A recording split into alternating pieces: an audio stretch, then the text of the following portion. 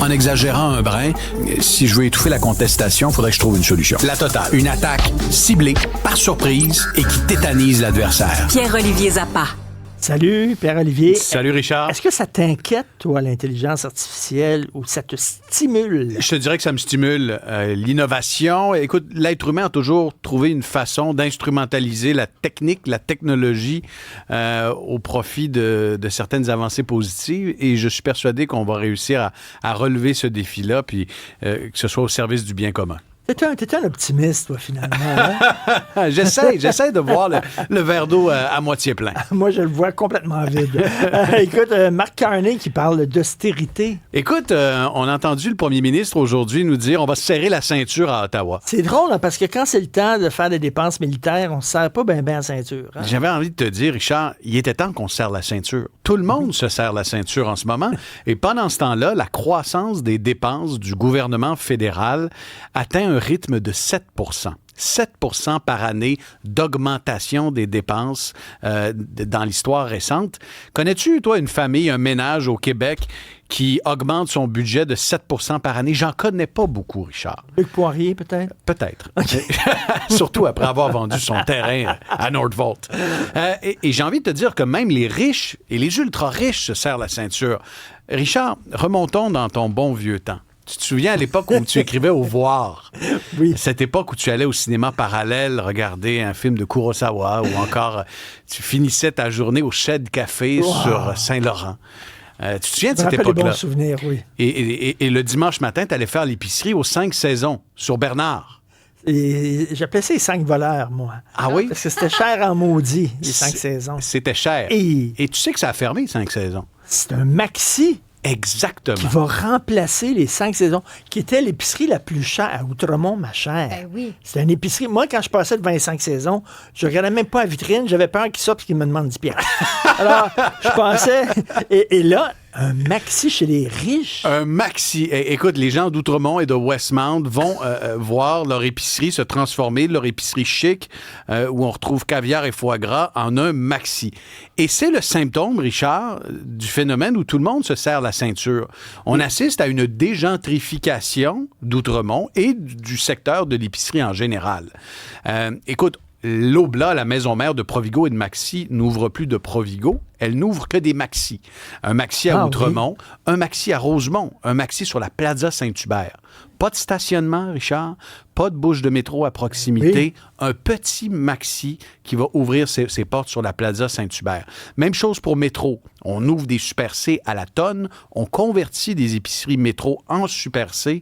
Tout ça parce que les clients... Ça en dit long en maudit, ça en dit très long sur les habitudes de consommation des citoyens. Écoute, j'en discutais avec l'oracle de Dolbeau avant d'entrer en ondes, et il m'a dit ceci, Richard, lorsque le Maxi va ouvrir à Outremont, ben, je vais me rendre à Outremont faire mon épicerie, et ce sera une première.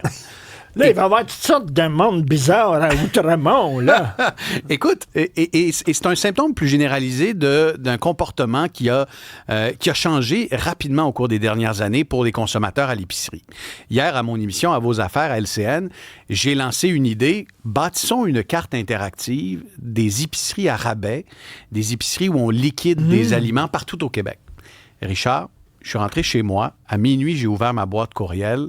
J'étais inondé de propriétaires et de clients, d'épiceries à rabais. Tu sais, ces endroits où on écoule de la marchandise qui est pas loin de la date d'expiration ou encore des fruits et légumes légèrement défraîchis.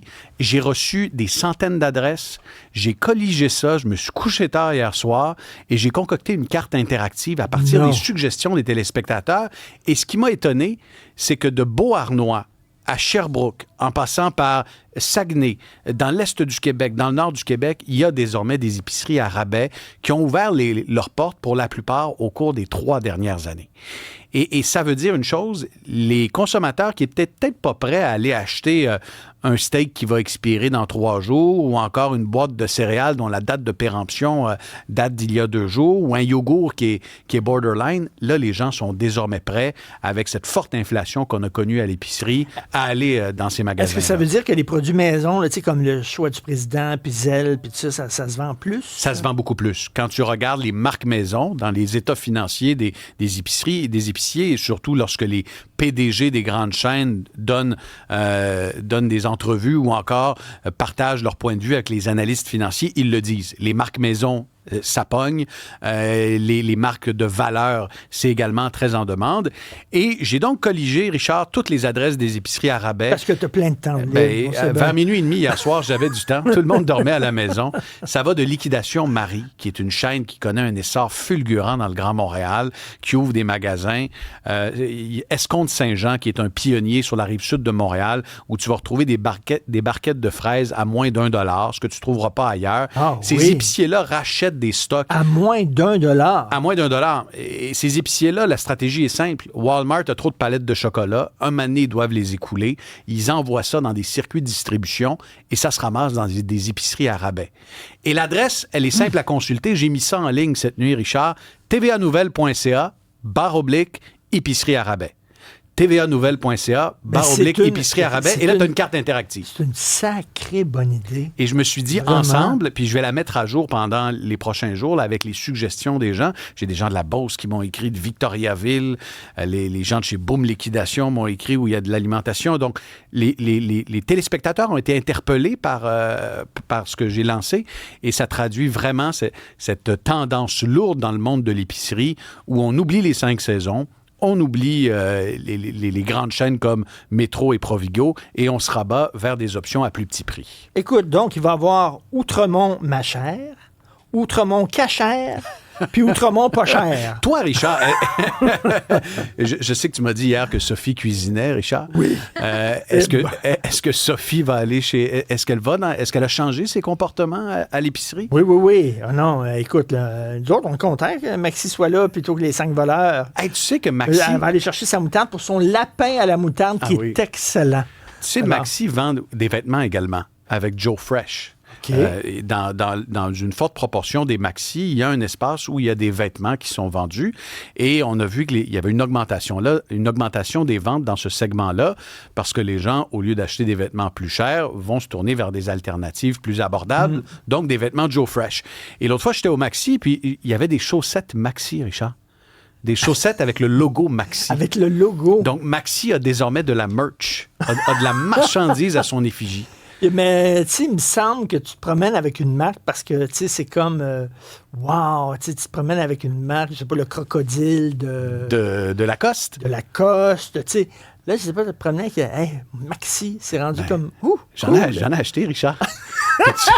Et tu sais quoi? J'ai vraiment hâte de voir les clientes d'Outremont et de Westmount se promener sur la rue Bernard avec leurs chaussettes Maxi dans des chaussures Manolo Blahnik ou Louis Vuitton. Ouais. Je suis persuadé que ce sera la tendance de 2025. Quand on va le regarder, ils vont dire Maxi. Ben oui, Maxi. P.O., on t'écoute bien sûr ce soir, 22h. Merci. Salut. À plus tard.